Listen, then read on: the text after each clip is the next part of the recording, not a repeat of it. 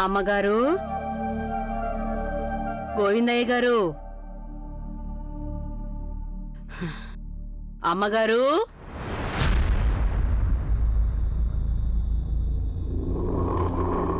ఎందుకొచ్చావు నువ్వు? గుళ్ళో జరిగిన విషయం చెప్పడానికా?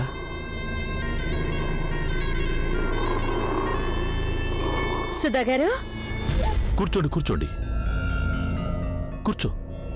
నేను అత్తయ్య గారిని పిలుచుకొస్తాను. కూర్చోండి. సుధా గారు, ఏంటలా ఉన్నారు?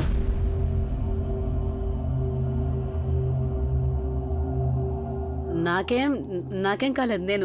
నేను బానే ఉన్నాను. అమ్మగారు తన గదిలోనే ఉన్నారా? ఉన్నారు.